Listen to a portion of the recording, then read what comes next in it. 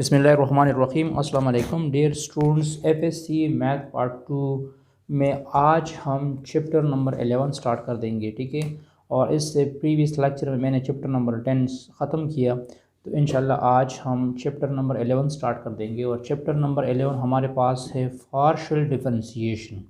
ठीक है, कि पार्शियल डिफरेंशिएशन क्या होगा। डिफरेंशिएशन तो हम पढ़ चुके हैं chapter number 3, chapter number 4, chapter number 5 और चैप्टर नंबर 10 में भी हम डिफरेंशिएशंस पढ़ चुके हैं। लेकिन पार्शियल डिफरेंशिएशन क्या होगा। ठीक है, तो पार्शियल डिफरेंशिएशन से पहले हम ये पढ़ेंगे differentiation of a function of two variables के 2 वेरिएबल वाला फंक्शंस क्या होगा या 3 वेरिएबल वाला फंक्शंस क्या होगा। ठीक है, अगर एक फंक्शन में 2 वेरिएबल्स इन्वॉल्व होंगे या 3 वेरिएबल इन्वॉल्व होंगे या 4 वेरिएबल्स इन्वॉल्व होंगे, तो फिर उसकी हम डिफरेंशिएशन कैसे कर देंगे। तो सबसे पहले मैं डिस्कस कर दूंगा function of several variables. Function of several variables का मतलब क्या होगा। अभी तक जितने भी फंक्शन हम पढ़ चुके हैं, ठीक है, इसी चैप्टर तक, वो सारे फंक्शन ऑफ वन वेरिएबल थे। ठीक है, क्योंकि फंक्शन ऑफ वन वेरिएबल को मैं इस तरह लिखता हूँ, फंक्शन ऑफ वन वेरिएबल। ठीक है, फंक्शन ऑफ वन वेरिएबल को मैं इस तरह लिखता हूँ, y of x is equal to x. ये हमारे पास लीनियर फंक्शन है। Y of x is equal to x square मैं लिख सकता हूँ। मैं लिख सकता हूँ f of x is equal to sine x, ये ट्रिग्नोमेट्रिक फंक्शन है। F of x is equal to e power x, ये हमारे पास एक्सपोनेंशियल फंक्शन है। इस तरह जितने भी फंक्शन हम पढ़ चुके हैं अभी तक, तो वो फंक्शन ऑफ वन वेरिएबल था। ठीक है, साइन हाइपरबॉलिक एक्स, इसको फंक्शन ऑफ वन वेरिएबल कहते हैं। और इसी फंक्शन ऑफ वन वेरिएबल में हमारे पास एक डिपेंडेंट वेरिएबल होगा और एक इंडिपेंडेंट वेरिएबल होगा। तो इसमें x जो है, इसमें x ये इंडिपेंडेंट वेरिएबल है। ये x क्या है, इंडिपेंडेंट वेरिएबल है, या आप लोग इसको डोमेन कह सकते हैं। और ये y जो है ये डिपेंडेंट वेरिएबल होगा, इसको आप लोग रेंज कह सकते हैं। और हम सिंपली फंक्शन को इस तरह भी लिख सकते हैं, y is equal to x cube plus 3x plus 1, ये भी हमारे पास फंक्शन है। तो इसमें ये x जो है ये x इंडिपेंडेंट वेरिएबल है। x क्या होता है, इंडिपेंडेंट वेरिएबल, या आप इसको फंक्शन आप डोमेन कह सकते हैं। और ये y क्या है, ये डिपेंडेंट वेरिएबल है। ये y हमारे पास क्या होगा, डिपेंडेंट वेरिएबल होगा। ठीक है, मतलब फंक्शन ऑफ वन वेरिएबल में एक डिपेंडेंट वेरिएबल होगा और एक इंडिपेंडेंट होगा। ठीक है, डिपेंडेंट को हम डोमेन के रेंज कहते हैं और इंडिपेंडेंट को हम डोमेन या इनपुट कह सकते हैं। ठीक है, अब यहाँ पे देखो फंक्शन ऑफ टू वेरिएबल का मतलब क्या होगा। फंक्शन ऑफ टू वेरिएबल का मतलब ये होगा कि यहाँ पे देखो, जब इसमें हम x की जगह वैल्यूज पुट करते हैं ना, तो सिर्फ ओनली x की जगह वैल्यूज पुट करते हैं। तो फंक्शन ऑफ टू वेरिएबल्स को मैं इस तरह डिनोट कर सकता हूँ, z is equal to f of x y. यहाँ हमारे पास इंडिपेंडेंट वेरिएबल एक था, यहाँ हमारे पास ओनली इंडिपेंडेंट वेरिएबल क्या था, x था। क्योंकि अगर x की जगह मैं 1 पुट कर तो ई पावर 1 आ जाता, या साइन 1 आ जाता, या 1 स्क्वायर आ जाता, या 1 आ जाता। ठीक है, लेकिन फंक्शन ऑफ टू वेरिएबल्स में दो इंडिपेंडेंट वेरिएबल होगी। कितनी इंडिपेंडेंट वेरिएबल्स होगी, दो इंडिपेंडेंट वेरिएबल होगी। यहाँ पे एक इंडिपेंडेंट वेरिएबल x है और एक इंडिपेंडेंट वेरिएबल हमारे पास जो है वो y है। ठीक है,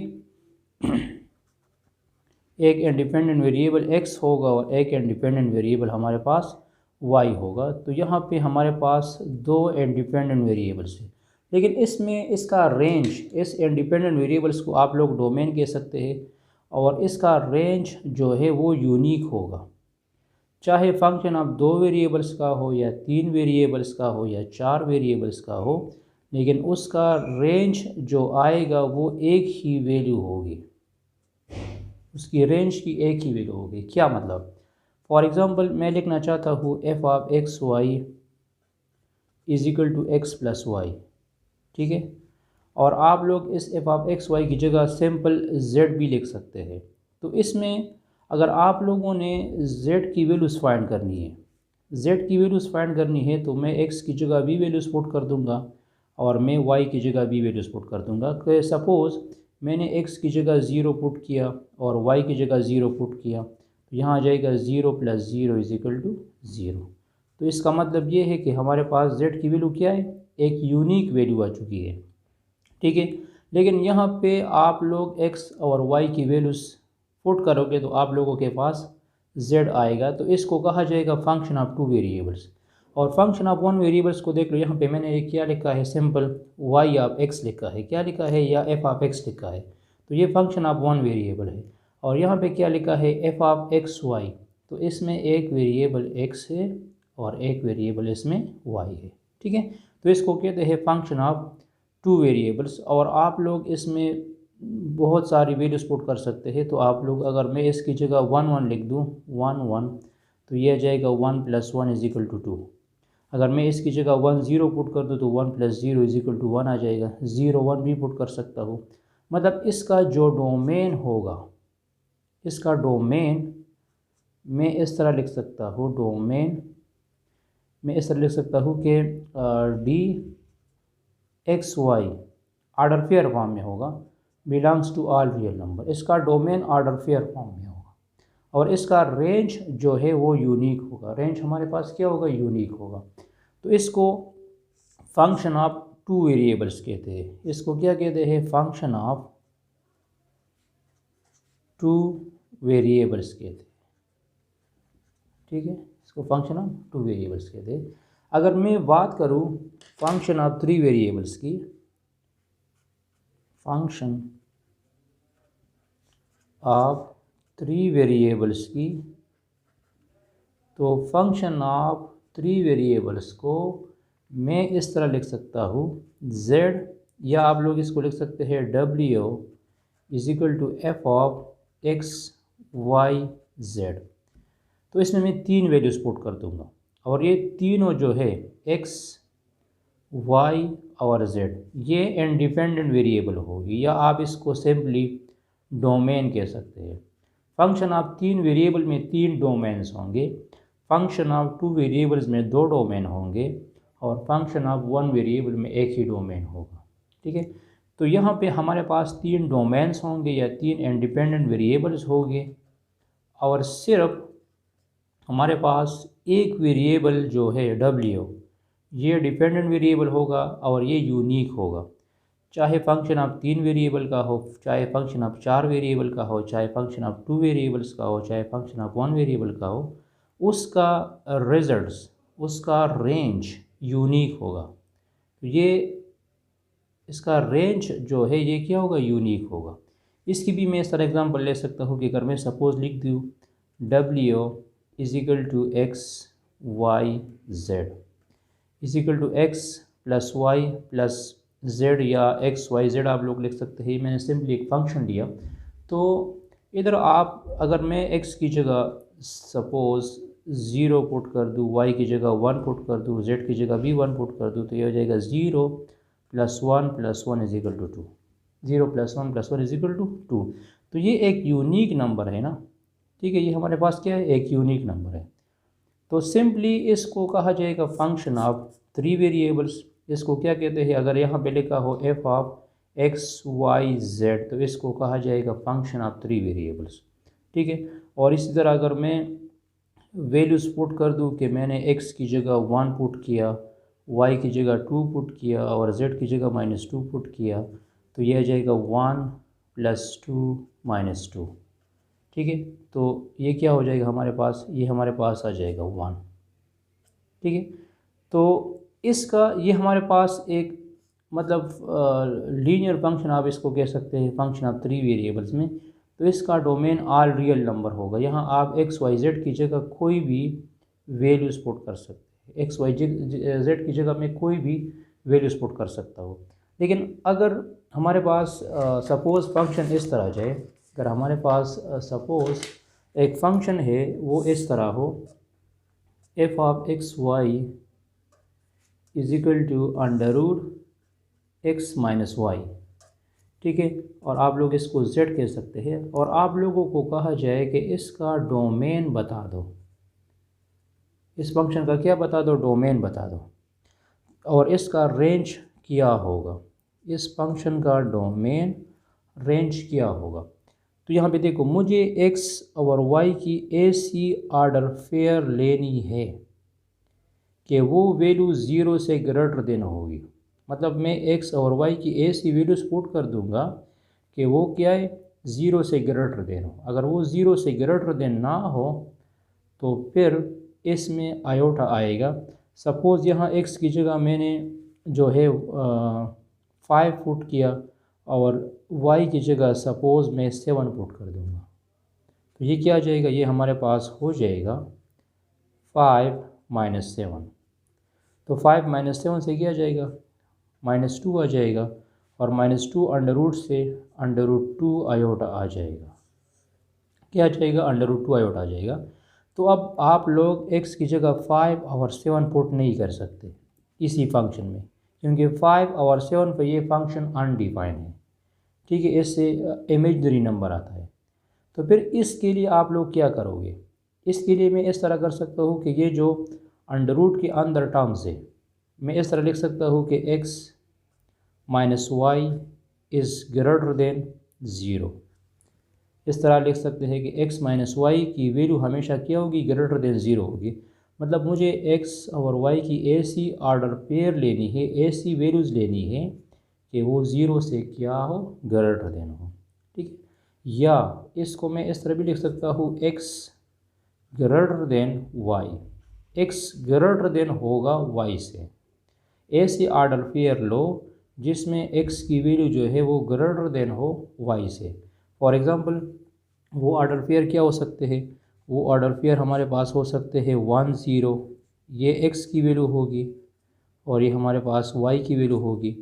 यहाँ पे मैं लिख सकता हूँ 2 1 लिख सकता हूँ। इस तरह -1 -2 भी ले सकता हूँ, क्योंकि -1 इज़ ग्रेटर देन y। तो अगर मैं यहाँ -1 पुट कर दूँ, x की जगह मैं -1 पुट कर दूँ और y की जगह -2 पुट कर दूँ, तो क्या आ जाएगा, देखो ये आ जाएगा -1 इंटू -2, तो इससे आ जाएगा -1 + 2, इससे आ जाएगा +1 अंडर रूट, और +1 अंडर रूट 1 के इक्वल है। मेरे कहने का मतलब ये है कि इसका डोमेन मैं कैसे लिख दूंगा, तो इसका डोमेन हम इस तरह लिख देंगे, डोमेन कि x y जो है ऑर्डर पेयर फॉर्म, ये तो बिलोंग करेगा रियल नंबर के साथ। x और y ऑर्डर पेयर फॉर्म में होंगे और ये बिलोंग करेगा किसके साथ, रियल नंबर के साथ। लेकिन इसकी कंडीशन ये होगी कि x ग्रेटर देन y होगा। x ग्रेटर देन क्या होगा, y, x y से ग्रेटर देन होगा। अगर x y से लेस आएगा तो फिर उस ऑर्डर पेयर के लिए ये फंक्शन अनडिफाइन होगा, उस ऑर्डर पेयर के लिए ये फंक्शन क्या होगा, अनडिफाइन होगा। और इसका रेंज, यहाँ पे देखो अंडर रूट की जितनी भी वैल्यूज़ आएगी वो हमारे पास पॉजिटिव होगी ना, तो इसका रेंज जो है, इसका रेंज यहाँ पे देखो ग्रेटर देन और इक्वल टू ज़ीरो आप ले सकते हैं, ठीक है। तो इसका रेंज जो है z वो belongs to all real number होगा, लेकिन z should be greater than और इक्वल टू ज़ीरो आएगा। मतलब अंडर रूट से हमारे पास नेगेटिव वैल्यूज़ नहीं आ सकती। तो आप लोगों ने डोमेन और रेंज को देखना होगा, फंक्शन को देखना होगा, फंक्शन के मुताबिक कहना होगा कि इसका डोमेन क्या होगा, इसका रेंज क्या होगा। सिंपली ये जो फंक्शन है यहाँ पे आप कोई भी वैल्यूज़ पुट कर सकते हैं, x + y + z की जगह आप कोई भी वैल्यूज़ पुट कर सकते हैं। तो इसका डोमेन क्या होगा, इसका डोमेन हमारे पास होगा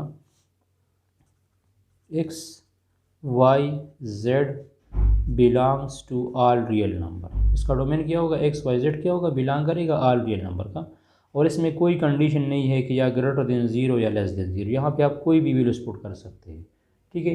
इसी तरह ये जो f ऑफ x y है, तो इसका डोमेन भी ऑल रियल नंबर होगा। लेकिन इसका डोमेन क्या होगा, इसका डोमेन ये होगा कि x y तो बिलोंग करेगा ऑल रियल नंबर के साथ, लेकिन x should be greater than और इक्वल टू ज़ीरो होगा। X should be greater than or equal to y से ग्रेटर देन होना चाहिए। ठीक है, इक्वल भी आ सकते हैं, दोनों इक्वल भी आ सकते हैं और ग्रेटर देन भी हो सकता है। ठीक है, तो ये हमारे पास इसका क्या हुआ डोमेन, और इसको जानना बहुत ज़रूरी है क्योंकि ऑब्जेक्टिव टाइप क्वेश्चन इस पे आते हैं। अगर हमारे पास आ जाए कि x plus y plus z minus one इसका डोमेन बता दो, तो इसका डोमेन में ऐसा लिख सकता हूँ कि x plus y plus z minus one greater than or equal to zero होना चाहिए। इस तरह भी लिख सकता हूँ x plus y plus z should be greater than or equal to one. मतलब मैं x y z की जगह ऐसी वैल्यूज पुट करूँगा कि या तो वो वन की इक्वल होगा या वो वन से ग्रेटर देन होना चाहिए। अगर ये वन से लेस आएगा तो फिर इसमें भी वो आयोटा वाला कंडीशन आएगा, और ये ज़्यादातर अंडर रूट वाले केसेस में होगा। किस केस में होगा? अंडर रूट वाले केसेस में होगा। तो डोमेन और रेंज को समझना बहुत ज़रूरी है फंक्शन ऑफ टू वेरिएबल्स में, फंक्शन ऑफ थ्री वेरिएबल्स में। ठीक है, इसको कहते हैं फंक्शन ऑफ सेवरल वेरिएबल्स। अच्छा, thanks for watching this video. इसके बाद नेक्स्ट लेक्चर में हम पार्शियल डिफरेंशिएशन डिस्कस कर देंगे कि पार्शियल डिफरेंशिएशन क्या होता है, और फंक्शन ऑफ टू वेरिएबल्स में और फंक्शन ऑफ थ्री वेरिएबल में पार्शियल डिफरेंशिएशन में कैसे फाइंड करूँगा। Stay touch with this.